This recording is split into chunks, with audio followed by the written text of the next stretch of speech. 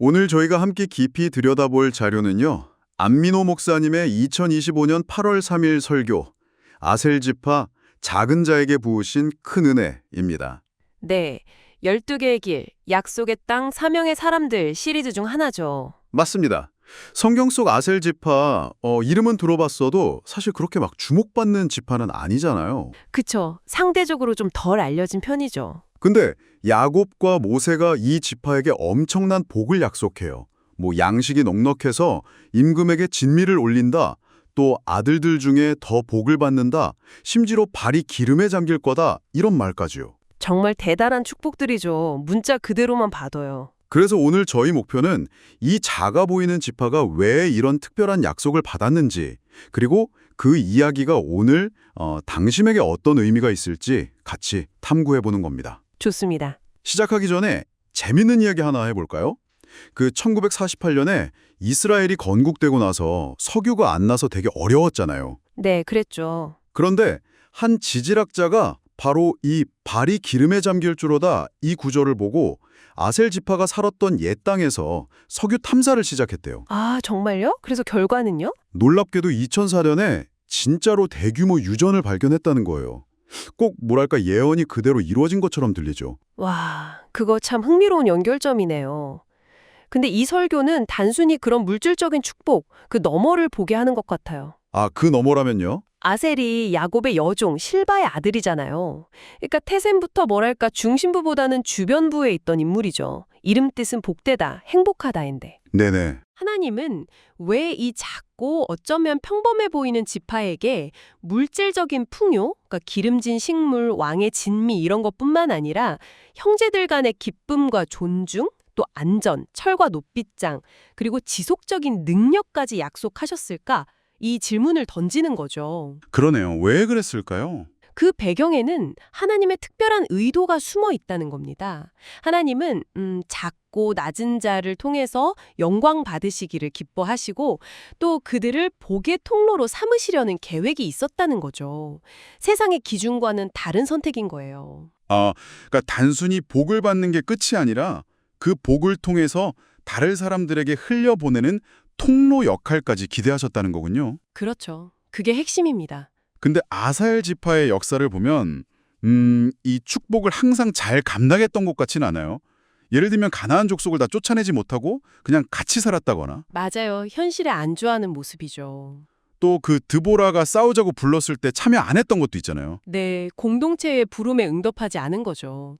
이런 실패의 모습들도 분명히 보여줍니다. 설교에서도 이 지점들을 주목하고요. 받은 복이 클수록 오히려 영적으로 나태해지거나 타협하기 쉬울 수 있다는 경고로 읽을 수 있어요. 축복이 오히려 걸림돌이 될 수도 있다는 말씀이시네요. 형제에게 기쁨이 된다는 축복의 의미가 그래서 더 줄력에 다가오는 것 같습니다. 정확합니다. 단순히 내가 잘 먹고 잘 사는 걸 넘어서 그 복을 가지고 주변 사람들에게 공동체에 기쁨을 주는 존재가 되라는 거죠. 그게 진정한 복의 의미에 더 가깝다는 거예요.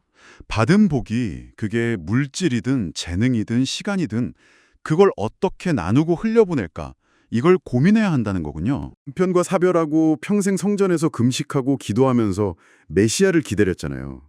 세상적으로 보면 뭐 눈에 띄지 않는 삶이었을 수도 있는데. 맞아요. 화려하진 않았죠. 그런데 결국 아기 예수님, 메시아를 직접 만나는 가장 큰 영광을 누렸단 말이죠. 바로 그겁니다.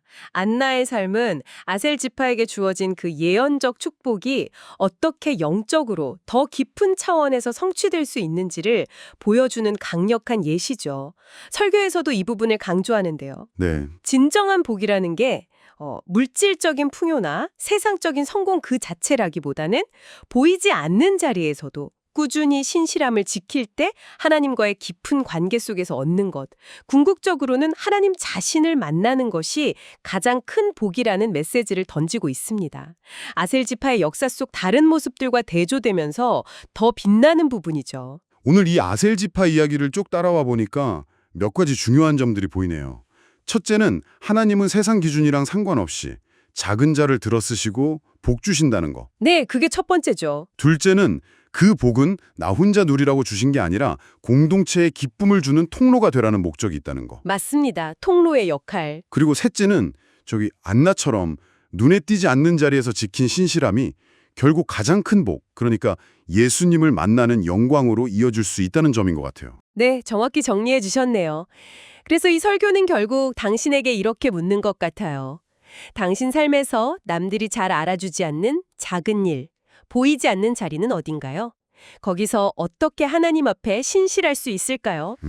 또 하나님이 당신에게 주신 것들, 그게 무엇이든 간에 그것을 어떻게 주변 사람들에게 기쁨을 주는 방식으로 흘려보낼 수 있을지, 아셀 지파가 풍요 속에서 안주했던 그 경고를 기억하면서 말이죠. 마지막으로 생각해 볼 질문이 하나 더 떠오르네요. 설교에서는 아셀 지파의 진짜 복이 물질을 넘어서 결국 메시아이신 예수님을 만난 안나를 통해 완성됐다고 하잖아요. 네, 영적인 완성으로 보죠. 그렇다면 당신에게 있어서 복이란 궁극적으로 무엇인가요?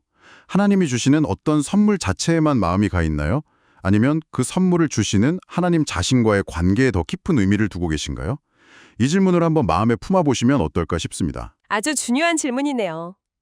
오늘 저희가 나눈 이야기가 당신의 삶에 작은 영감을 주었기를 바랍니다.